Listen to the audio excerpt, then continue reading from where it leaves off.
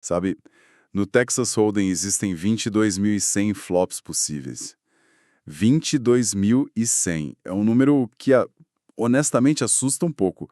A primeira reação é pensar, como alguém conseguiria criar, sei lá, uma estratégia para cada uma dessas combinações? Parece humanamente impossível. E seria mesmo se o objetivo fosse decorar, né? Mas a grande sacada dos materiais que a gente está analisando é que a solução não está na memorização, está na simplificação. Ah, entendi. O caminho é parar de ver cada flop como um cenário único e começar a enxergar padrões. A meta aqui é transformar esse caos todo em um conjunto de princípios claros e, o mais importante, práticos. Certo. Então, nossa missão hoje é exatamente essa, né? Construir um raciocínio estratégico a partir desses materiais. Vamos, entender como agrupar esses milhares de cenários em categorias. Exato. E depois discutir qual a ferramenta certa para cada situação, que seria o tamanho da aposta. Isso. E, por fim, adicionar a camada que muda tudo, o contexto de quem está jogando contra quem.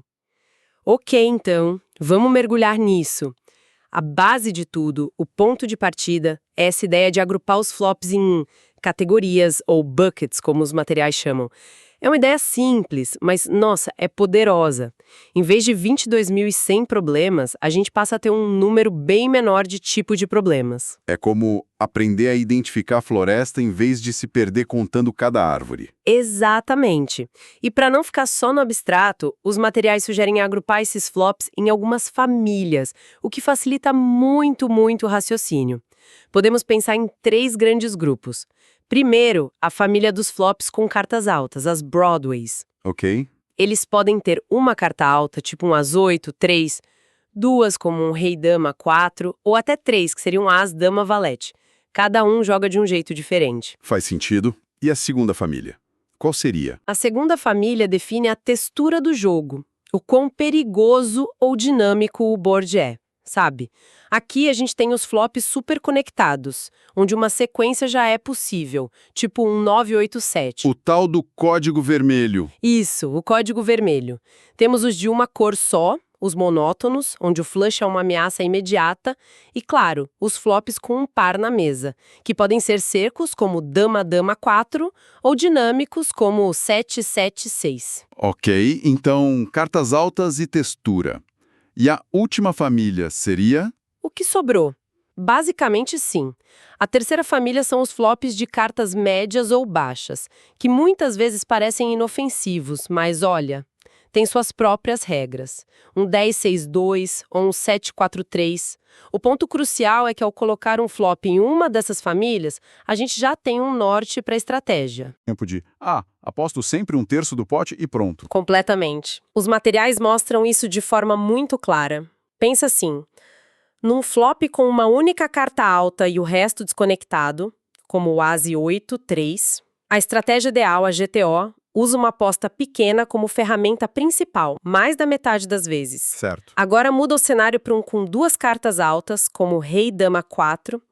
A estratégia vira de cabeça para baixo. Você passa a dar cheque com mais frequência e, quando aposta, é muito mais comum usar tamanhos grandes, até maiores que o pote. A mesma situação, você foi o agressor pré-flop, exige ações totalmente diferentes. A textura do flop dita as regras do jogo. Exatamente. Isso me leva a uma pergunta natural.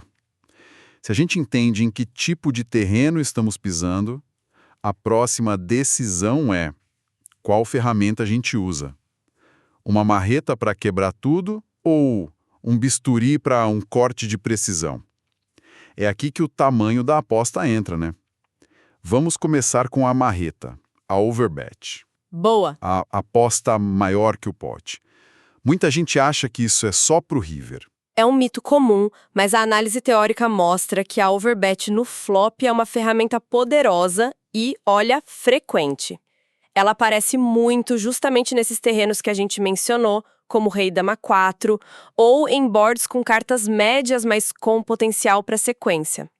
A razão é que, nesses flops, o jogador que abriu o raise geralmente tem uma vantagem de mãos mais fortes. Certo, a vantagem de range. Isso, uma overbet serve para extrair valor máximo com seus melhores combos e, ao mesmo tempo, colocar uma pressão imensa nas mãos médias e nos projetos do oponente. Ok, então a gente deve usar a marreta.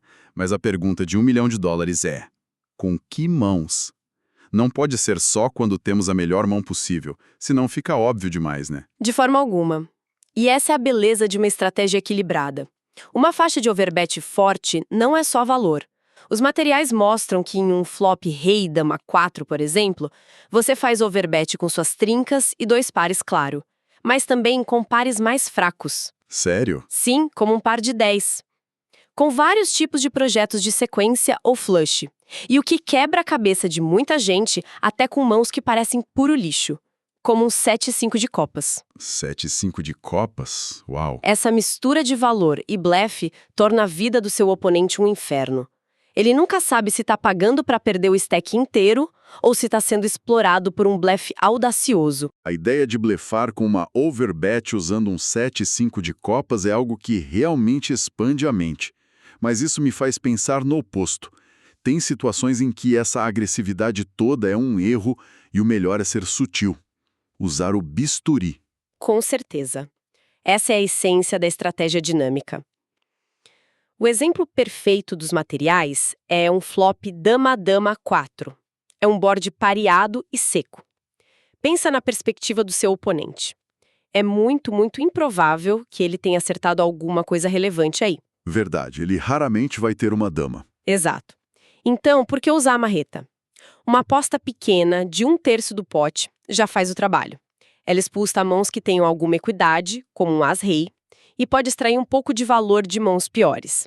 A análise mostra que essa aposta pequena é a escolha em mais de 80% das vezes nesse cenário. É a ferramenta mais eficiente. Espera aí, mas os materiais falam em ir ainda menor. As microapostas. Algo tipo 10% ou 20% do pote. Sinceramente, isso não parece um convite por oponente dar raise toda vez? Qual é a lógica por trás de arriscar tão pouco? É uma pergunta excelente porque parece contraintuitivo. Mas essas apostas super pequenas são uma ferramenta de alta precisão contra bons jogadores. Elas são usadas em cenários muito específicos, como num flop de uma cor só ou num flop bem seco com cartas altas, tipo as rei 5. Ok.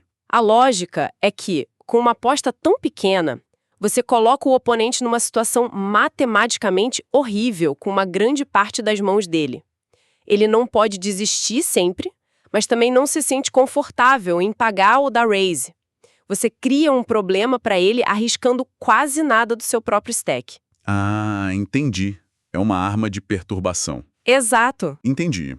É menos sobre valor e mais sobre criar uma dor de cabeça para o oponente. Cobrimos a marreta e o bisturi, mas e os cenários no meio do caminho? Aqueles flops caóticos, como um 987, onde todo mundo pode ter acertado um pedaço. Uma aposta pequena aí parece fraca demais, mas uma overbet parece arriscada. Exato. E para esses cenários, a gente usa as ferramentas de tamanho médio, algo entre 1/3 e 75% do pote. Num flop como 987, a vantagem do agressor pré-flop não é tão grande. Ambos os jogadores podem ter conectado muito bem. Consequências, 2 pares, projetos fortes. Isso. Se você aposta muito grande, corre o risco de se isolar apenas contra as mãos que te derrotam. Se aposta muito pequeno, dá o preço certo para todos os projetos do mundo continuarem na mão. A aposta média encontra o equilíbrio perfeito. Ok, isso para mim é a parte mais importante de tudo que a gente falou até agora. Estávamos olhando só para as cartas na mesa. Agora a gente está prestes a falar de onde os jogadores estão sentados. E parece que isso muda o jogo inteiro. A tal da formação. Muda completamente. Formação é só um jeito chique de dizer quem está em qual posição. Button contra Big Blind é uma formação. Uma posição inicial contra o Big Blind é outra. E o fascinante é que os materiais mostram que a mesma textura de flop exige estratégias radicalmente diferentes, dependendo da formação. Tudo muda. Tudo. A frequência com que você aposta, os tamanhos que você usa, tudo se altera. Isso prova que metade do jogo está acontecendo antes mesmo de você olhar suas cartas. É sobre o seu range de mãos contra o range do seu oponente. E esses ranges são definidos pela posição. E uma das conclusões é que em batalhas de posições iniciais as apostas tendem a ser menores. Faz todo sentido, né? Faz todo sentido. Quando a briga é entre um jogador no TG e outro no LoLjack, por exemplo, os ranges de ambos são, por natureza, muito mais fortes e restritos. Ninguém está jogando com lixo nessas posições. Como os ranges são mais parecidos em força, a vantagem do agressor original é menor. O resultado? Menos overbets e uma abordagem mais cautelosa. E isso nos leva a um erro que eu sou absolutamente culpado de cometer. A tendência de apostar demais quando se está fora de posição. A gente sente aquela pressão de ter que proteger a mão, de definir a situação, mas a verdade está só se colocando numa armadilha. É talvez o erro mais comum e custoso no pôquer. Estar fora de posição é uma desvantagem gigantesca. Você age primeiro em todas as ruas, sempre com menos informação. E a estratégia ideal reflete isso de forma brutal. Os dados mostram que a frequência com que você deve continuar apostando no flop simplesmente despenca quando está fora de posição. A regra de bolso é clara. Se você está fora de posição e não tem certeza do que fazer, a melhor jogada, na dúvida, é provavelmente dar cheque. É um ajuste de mentalidade enorme. Enorme. E essa nuance de posição vai ainda mais fundo. Os materiais lembram que o small blind e o big blind não são a mesma coisa, um erro que muitos amadores fazem. Ah, sim. Sim, são posições diferentes com dinâmicas diferentes. O big blind já tem um blind inteiro investido. Ele defende um range muito mais amplo de mãos. E para fechar esse bloco, vale lembrar: toda essa discussão até agora foi sobre pots onde houve apenas um raise. A história muda drasticamente nos pots 3-bet. Perfeito. Vamos para esse nível avançado, então. Pots 3-bet. A primeira grande virada de chave que os materiais apresentam é: esqueça as overbets em pots 3-bet. Por que essa regra tão absoluta? A lógica é dupla e muito sólida. Primeiro, o pote já é grande. A relação entre o seu stack e o pote é muito menor. Não existe a mesma necessidade de usar a marreta.